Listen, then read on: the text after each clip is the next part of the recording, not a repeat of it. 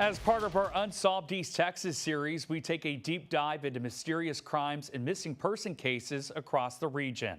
Thanks for joining us. I'm Brittany. This week marks 18 years since 19-year-old Brittany McGlone was found murdered in Winsboro.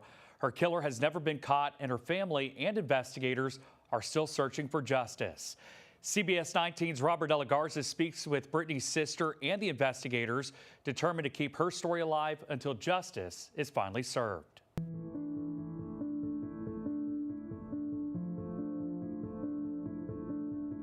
Wanting people to know that no one has been held accountable for her murder, and that the system that's set up to help has not been helpful. Hope was just 16 when her world was shattered. Her big sister, Brittany McGlone, was taken too soon at just 19. A bond broken, a future stolen. Now Hope clings to memories and fights to keep Brittany's story alive. We're in a worse position than we were in 2007.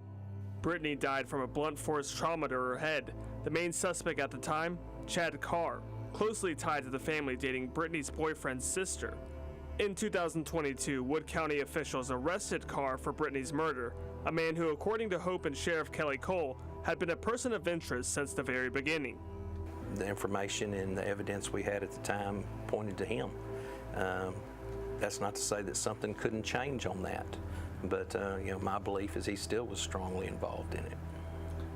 Sheriff Cole has been involved in this case since 2007, initially as an investigator. This one holds a special place for me to try to figure out and try to help this family out because we want some answers for them.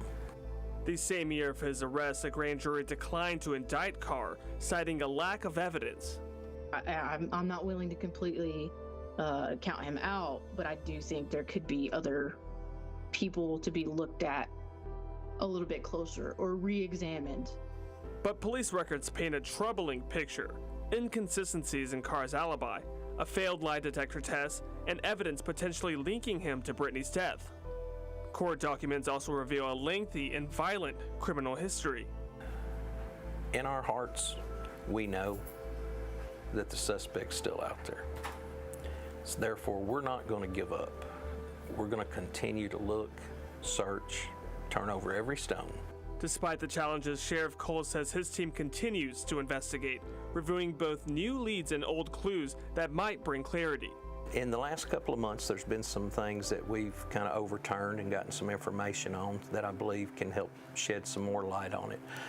He remains in contact with Brittany's family, but Hope says the district attorney's office has fallen short, and they've waited long enough. So many years we've sat by and we've been patient and we've done what they've told us. Don't talk about all this, any of the details. We've done all that. We have done our part. They have not, in my opinion, done their part.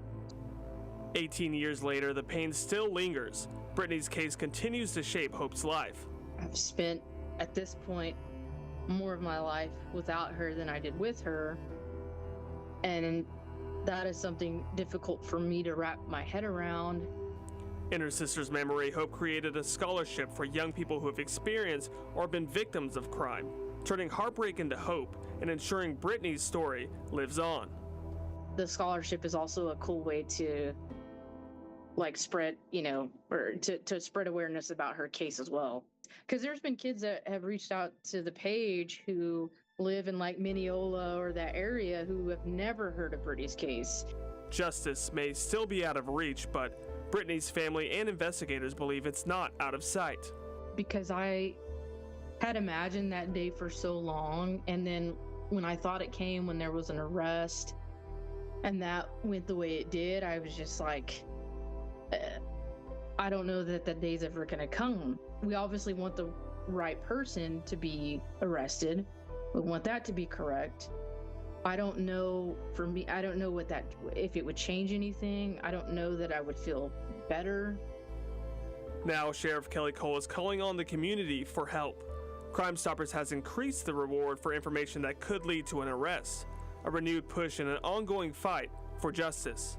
I don't think this will ever be a case that dies down because we're not going to let it die down.